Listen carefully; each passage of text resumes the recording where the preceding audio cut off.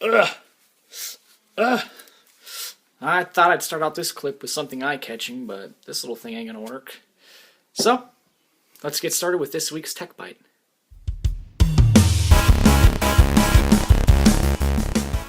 Welcome back, YouTubers. Let's dive right into this week's Tech Bite. So the first thing that I want to talk to you guys about is a new study that was done by McAfee, which is a web security company. Now, McAfee states how 36% of smartphone users lack a password to protect their smartphone. Now, this recent worldwide study goes on to say how delusional, irrational, idiotic, stupid, unintelligent, I'm just playing. It says how women are slightly less likely to have a passcode to protect their phone than men. Now, McAfee also says how you should never use the Remember Me's or Remember My Password features because, that increases your risk of getting hacked or of people stealing your information. Now, this is quite a funny study considering the fact that just about a week ago I was sitting at a basketball game with my older cousin and she asked if she could use my phone for something, so I handed her my phone. I wasn't quite sure what she was doing or whatever, but it was alright. She's my cousin, so I trusted her.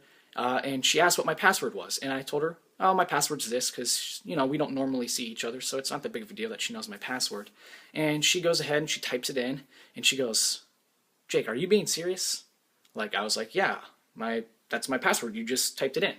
And she says, that's so funny because I have the same password too. So I thought that was pretty ironic. So if you get down to the mathematical parts, you see that there are 10,000 different combinations for the 4-pin code lock that you can lock your iPhone with. Now, on other Android devices, you can lock your phone with face recognition or the pattern swipe, and also the 4-pin code lock. So now, since there's 4 spaces, in the first space you can choose 10 digits, 0 and 1 through 9. In the second space, you can also choose 10, and in the third and fourth space, you can also choose one of 10 digits. So if you multiply 10 by 10 by 10 by 10, you get 10,000 different combinations. Now, that gives you a 1 in 10,000th chance to select one of the many codes that are out there. Now, what are the chances that me and her had the exact same passcode? Well, since I have a 1 in 10,000 chance of selecting that code and she has a 1 in 10,000 chance of selecting that code, that works its way out to a 1 in 100 million chances that me and her would have to have the same exact code. So I thought that was pretty crazy. If you look in the description below, you'll be able to find a link to this next video that I'm getting ready to talk about. Now, this new video, which came out on Tuesday, includes Mark Zuckerberg, Bill Gates, and Twitter co-founder Jack Dorsey, just to name a few. Now, this video was made to urge students and to urge schools into teaching students about computer programming. Now, it says how 1 in 10 schools in America teach students to code a program, which is actually a bit more than what I expected. But anyways, Mark Zuckerberg goes on to say how he hires as many possible talented engineers as he can, and Gates says how he learned to program a tic-tac-toe program when he was only 13. There's this cool new product out for pre-order called Myo, which tracks your muscles' activities and also censors your motions to allow you to mirror what you're doing in real life on a screen. Now, it works right now with Mac and PC, but in the future we could see it being enabled with apps on the Google Play Store or in the iOS App Store. Now, it's just simply a band that you put around your forearm, kind of like you'd put a sweatband there, and it's a one-size-fit-all, and it tracks using a low-energy Bluetooth 4.0 system. Now, it's only $149, surprisingly, to pre-order, but there's less than 10,000 units to ship in late 2013. So if you'd like this, check the video out below in the description, and get ready to pre-order your device since there's only a limited amount. This cool new band named Myo takes me back to a Vsauce video that I just recently saw that says that we're all living in the past because it takes 80 milliseconds for your brain to send a signal to whatever body part to make it move.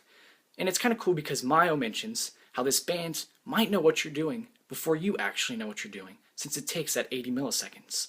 So Myo's so simultaneously that it feels like it knows what you're doing before you're even doing it. So you guys really need to go check that video out. One of the big elephants in this room at this past week at MWC, or Mobile World Congress, was batteries. Battery life, battery performance, everything about batteries. So as phones and technologies are becoming more powerful, battery performance is kind of lacking on us. In 2013, we are still seeing some of the same battery cell technology that we used 10 years ago.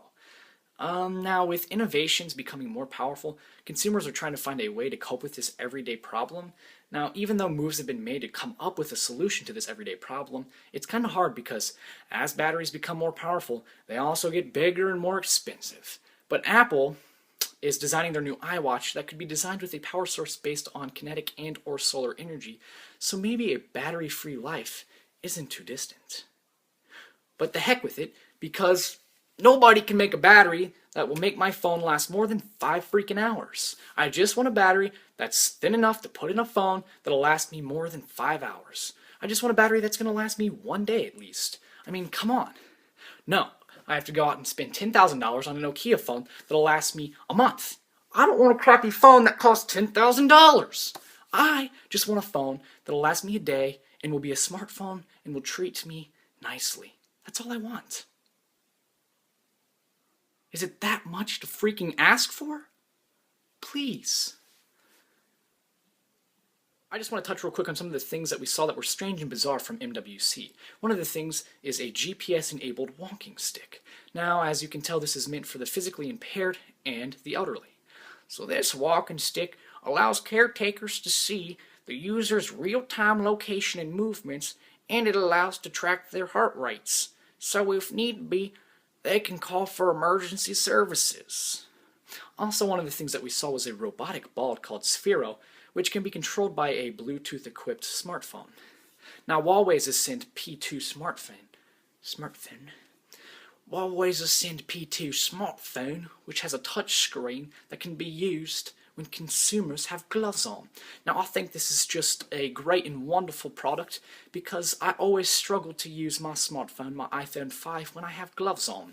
So it's going to be quite nice that we're going to spend money just to have a smartphone that has a screen that you can use your gloves on when you can go out and buy $2 pair of gloves that have that in the thumb.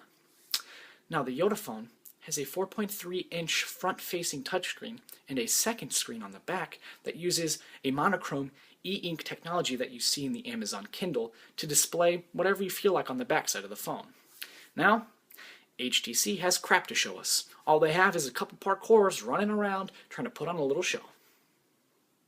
As always, guys, thanks for watching, and if you subscribe to my channel, I'll enter you in for a chance to win this $15 iTunes gift card that will be drawn once I reach 100 subscribers. So I'll see you guys back here Thursday for a Behind the Gadgets video, and as soon as I get a new microphone or headset with microphone, I'll be posting some Let's Play videos. So I hope that you guys are excited for that as well. JL Vlogs out.